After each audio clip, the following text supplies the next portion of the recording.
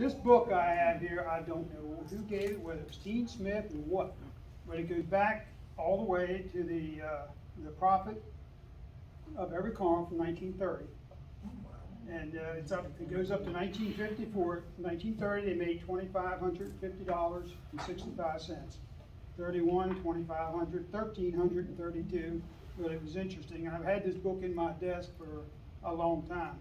But he mentioned bands. They got paid for to come. And here's, as I was looking through here, and you were talking about it, the Mount High School band got $50. Middletown High School band got 60. Probably because they're distance. Maybe they had more members. Westminster High School band, $65. Tawny Town in the parade, $50. Harmony band. Now Harmony band played up to just a few years ago. Browningsville band's another one, and both Harmony and Browningsville are now, they would ride on carts on the track. How much did Browningsville band make? Get paid? $50. Yeah, they're all 50 to 65 was however they figured the rate. Myers band, remember? Yes. I think it was I remember that. Westminster? From the Lee Company. From Myers, yeah. Westminster Drum Corps, $65. Francis Scott Key Band got paid $50. So there was 9 of them that was a lot of music for the parades. But yeah, this book, it's been around for quite a while, and the pages look like it. You mentioned auction, Linda did, and we know, how Bob Shaw seemed to be our auction guy for many, many years. And the auction made $680 in 1956. Made $680.45, and the auction made $619 in '57. So it was pretty much consistent with what it was doing. This book I inherited. Bill Duvall was treasurer of the carnival, and I was elected assistant treasurer for the fire company, but didn't do anything. Dean Smith became ill.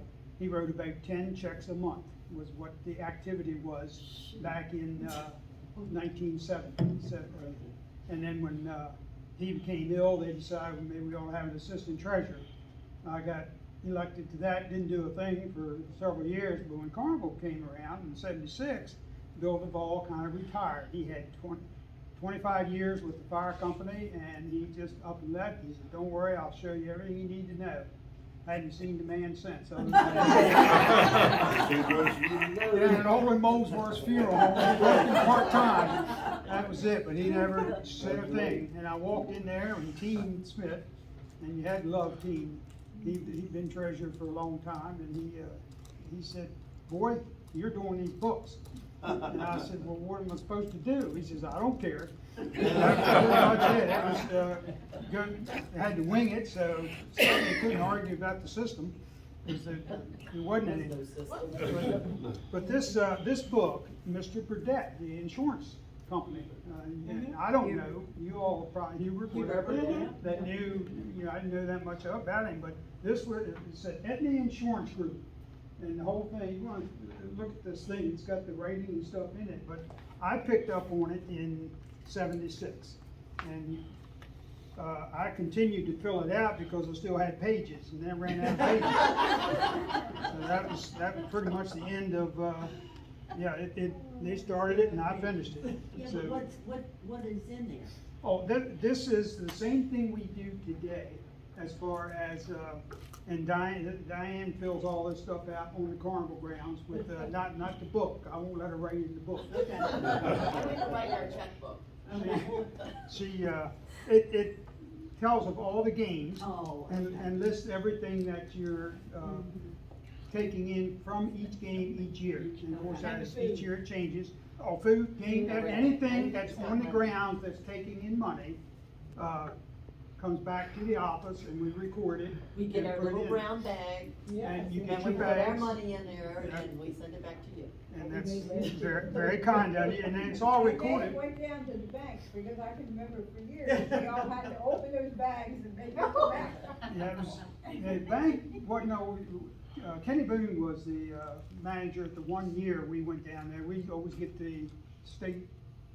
state police then, they would escort us to make the deposit at night. And of course, banks weren't open on Saturday. So what we put in there Friday night, we were down there one night, this is at 1 o'clock in the morning, here stands a cop with his holding his hand on his gun. And whatever, well, the daggone night deposit filled up. I think because it was a lot more change, and nowadays it's not as much. Well, we kept hearing them phone. We'd always put the paper in first, dump the coin last. We still do that today, even at PNC. And that way the coins would smash the paper money down. So we got down, the thing, one bag went in, and the turnstile would not come back. It was hooked.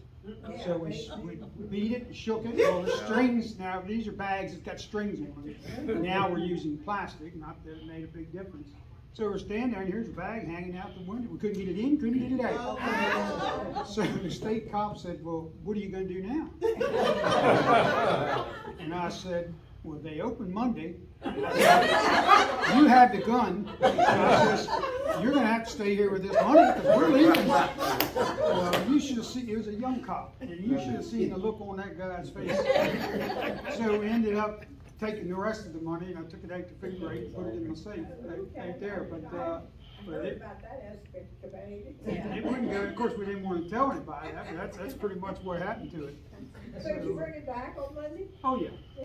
Oh yeah. Well, we knew when Diane gets done filling out the paperwork at night, she's got a total, and as prehistoric as it is, we still use carton paper because Granville, who kind of runs all the games, Granville wants a copy of what's going on.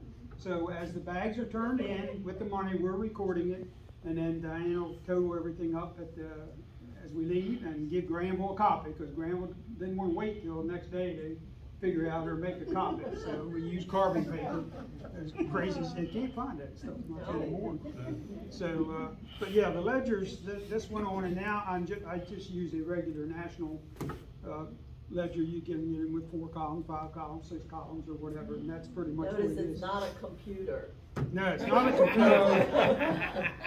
I don't have half the mistakes that the computer produces. Not really. I'm glad. Jimmy, I missed your talk about the grocery stores, but I can honestly say that when I shopped your grocery store years ago, there were less errors, and the girls were putting, one at a time, putting the prices in. Oh my goodness, there's so many errors in stores nowadays with scanning. Yeah. And if you don't look at your receipts, you're being overcharged. Well, scanning, when scanning first came out, it was a big controversy. I know in Anne Arundel County there was a big issue. That's where one of the first ones showed up, and it was a giant food down in that county. And they would give customers magic markers, Sharpies, or that sort, to write the prices on it, because they were getting away from all those old garbage stampers and getting away from it. And offering to the customer, you write it down, and we will, that way you can check it later. Because you get home, well, that's the what old I used paper to do. stamp. I used to take a pencil and actually mark on every item what the price was, because I couldn't remember. That's the only way you could check and it. And then I would check my receipt compared to what I was charged. Well, they're pretty good now. I don't think there's as many problems, because you can hear the beeping more so than you first did. And it's no, I mean that whoever programs in the prices, especially sale items, they're not being updated. It's not matching now. Yeah, they don't match up. No, but the girls years ago, I have hardly ever had an error on a receipt. But nowadays, ever since they went to scanning, all kinds of errors. Well, it's people get too fast. I'm just going to mention a couple things. Linda did a beautiful job. I learned stuff when she was telling me about some of the things, and I'm thinking I called Barbara. Said, you need to call Linda. And Donnie knew more about stuff than, the detail, attention to detail. I didn't get anything on there. The Carnival grounds, 1954. So, of course, something interesting even today. When the bypass came through later, 1970, 71 is when they started. They took 10 acres of the carnival ground from us. Wow. We had a total, there's 37 left. So everything up next to Dr. O'Brien's and across the road, of course, that was farmland, and that was the end of the town, more or less. Nobody knew where the Carnival Grounds was. It put us on the map. Of course, it's also created problems with developers who wanted to put the Home Depot and everything else in there because it's a prized piece of ground now, but back then nobody knew any different. And but the entrance to the Carnival Grounds that we all travel in today, per state highway, and Carl, it's probably the town of Mount Airy that screwed this up. Probably. Probably. Yeah, we were told where the entrance is today is as close as we could be to Route 27. We had no choice. Now, we had two entrances. One was Where the gate is? One was going down. I'm sorry, what? Where that metal gate is? No, the gate on 20. That's another story. They just put that in. We put that in with the state and permission to use it for emergency equipment only. I was up there mowing one time, and the state was coming along with a new guardrail, and they were coming straight on across. The gate was there. It was like, what's going on? So I stopped and talked to the people there, and they said, well, of course, they're only going by what their diagram showed, whatever. So it wasn't, shortly thereafter, I think it was Oscar that made the call that, hey, what's happening? And, we had to abide by it pretty much because it was, and more so today, it's become that hazard. But the entrance of today is as close as you could be to 27. Yet you go now and look at the White Shopping Center that was put in 1989. There's the upper ones above where, wait a minute, we were told that back in the 70s that we couldn't put anything, and we didn't put it. They actually built the entrance for us and up that driveway. So it was kind of funny that they did. And of course nowadays, you think, okay, if they were right across from each other, you could put a light in and have some control. Oh no, the town decided, or however they approved it. They weren't that crazy. The fire company probably got someone mad at town all that time. Yeah, I get Barney mad all the time. Yeah, so you got somebody mad back in the 70s. Too. Yeah, we do that and try Okay. to skirt things.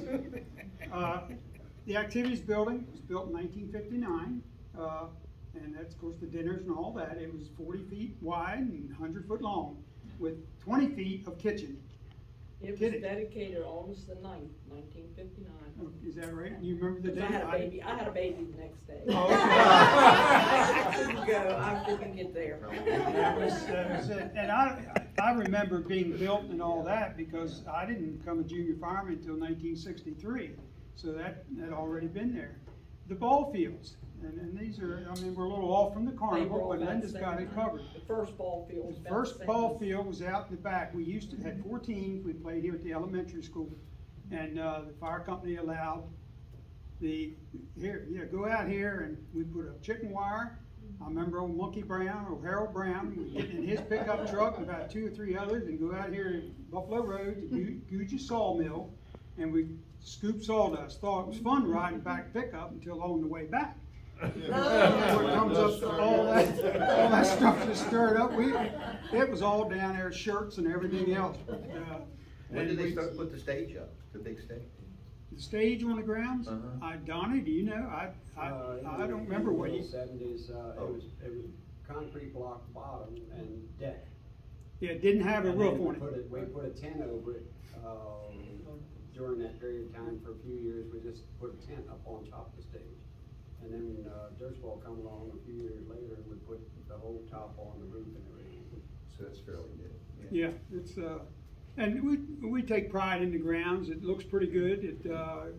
We have to do a little work every year. A lot of members get up there and help. Donnie does a whole lot and oversees a lot of the functions that go on up there. He knows more about the grounds and the buildings than anybody. So. Hey, Jimmy, do you remember the little chicken coops they used to call them, build little buildings down buildings? Yeah. They're all the little games and stuff. I've got There's a slight picture part of it over here on the black and white. In that one, yeah. You'll see some of that chicken house that they tore down someplace and moved over there. And also, on that, if you look real close, you see Miss Cloy's, that was Bruder's house. Oh, yeah. Next to the stage, because that was the kid's dream, because she brought up the store, right, Miss Chloe? Yeah. She brought up Brian